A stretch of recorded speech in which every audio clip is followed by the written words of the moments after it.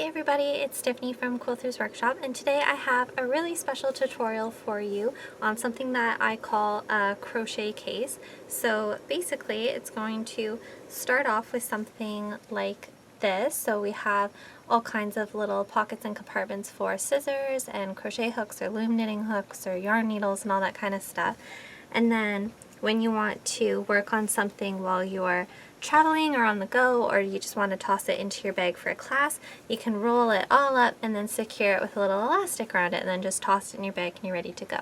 So this video is going to be a full-length tutorial on how to do it with step-by-step instructions, and the really exciting part is that at the end of the video you can leave a comment below telling me your favorite thing in the world to sew or to quilt or to knit or to crochet or whatever your needle crafting is, and you're going to win a kit to make one exactly like mine. So I'll be picking a winner randomly and then contacting you and asking for your mailing address, and then I'll be able to mail this out to you, and then by watching my video you'll be able to use the fabric that you receive to make one of your very own. So let's go ahead and get started. Start off by making our crochet hook holder. We're going to be cutting 3 pieces of fabric. So you need 2 pieces of fabric that are 8 by 15 inches. So I have one there, and then I have one here as well.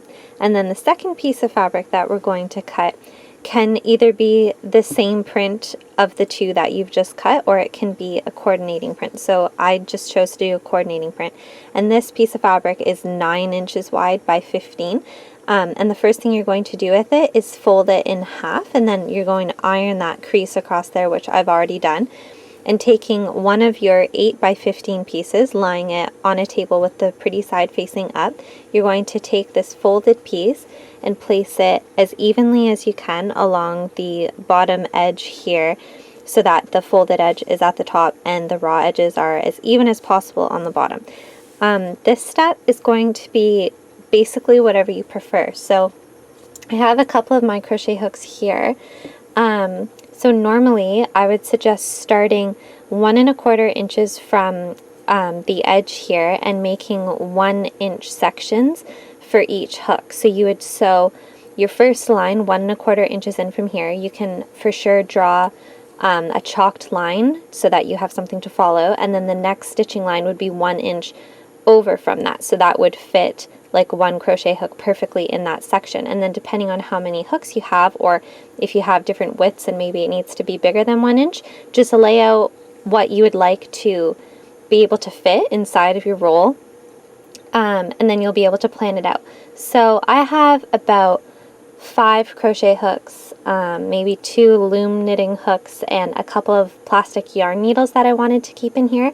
And the other thing that I wanted to do was I have tiny pairs of scissors that I just use for carrying around when I'm working on knitting projects or crocheting stuff. So I'm going to be making actually a 3-inch pocket on the opposite end over here, so that I will be able to fit a small pair of scissors inside. So go ahead and mark out with some tailor's chalk the layout and design that you would like, and then you're going to sew down all of the lines that you have made for your pockets, and just make sure that you're back stitching at the top where the fold of the fabric is.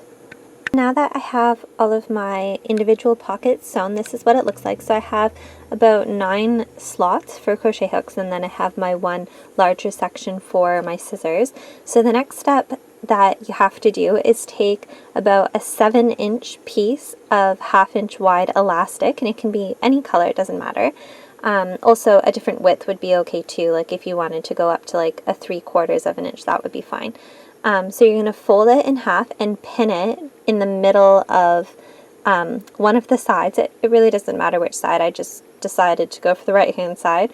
And then once you have that pinned on with the loop facing inside, and then the raw edges of your elastic can stick out about 1/4 of an inch past the end of your material.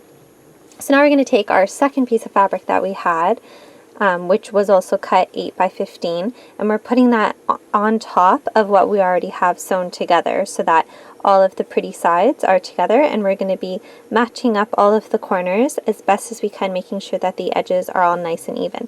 So after I have this on here, I'm going to pin it all the way around, and then I'm going to be leaving a small opening in the bottom of the long side here. Just about 3 or 4 inches are big enough that you can reach your fingers inside.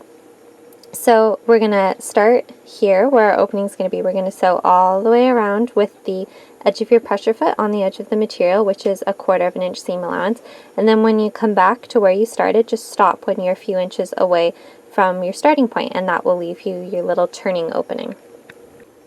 Now that we've done finished sewing all the way around with our 1/4 inch seam, I've just gone ahead and trimmed off our corners here on a diagonal, and that just helps make the corners feel less bulky when we go to flip it the right side out, especially because I'm using 100% flannel for, 100% cotton flannel for my project, just because I thought it would be a lot softer on the needles and the hooks that I'm going to be storing inside of it.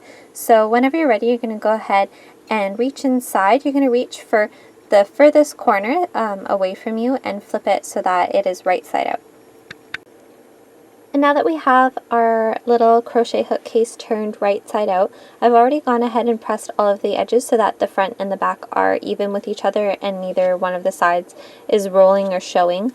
And then to fix our little hole that we've left in the bottom here, just roll in the edges so that it is as even as possible with the rest of the seam there. And you have two choices. You can either, one, hand stitch the opening using a blind stitch, or two, go ahead and sew all the way around about 1/8 inch, very, very close to the edge, and just do a top stitch all the way around. And while you're top stitching past the opening, you'll actually be closing it up, sort of killing two birds with one stone. I think I'm actually going to opt to hand stitch this one just because I don't really think that it needs any top stitching, and because it's flannel, it is a lot thicker, so I think it'll just look better without it. And once you're finished doing that part, you can just go ahead and throw all of your goodies in it. So I have a couple of crochet hooks, some hooks for my loom knitting kits, a yarn needle, and my little pair of scissors, and then I'll eventually fill these spots up with my other things. And then you'll just be able to roll it all up and put the elastic around it to secure it. If you didn't like the idea of an elastic, you could also use 2 pieces of ribbon or rickrack, and then once you finish rolling up your crochet hook roll, you can just bring the 2 pieces of ribbon around and tie it in a bow. And then again, you could totally change this pattern up so that it could hold whatever you would like it to hold: makeup brushes or cake decorating utensils, knitting needles, crochet hooks, anything like that. I also have a tutorial on my blog where I originally got this idea from, and it's a DIY crayon roll, which is just a really good mommy item to have in your purse so that you can always have crayons whenever you're out and about and on the go. So I really hope that this helps someone, and if you have any questions or comments, you can send me an email at quilters.workshop@gmail.com. Thanks so much for watching.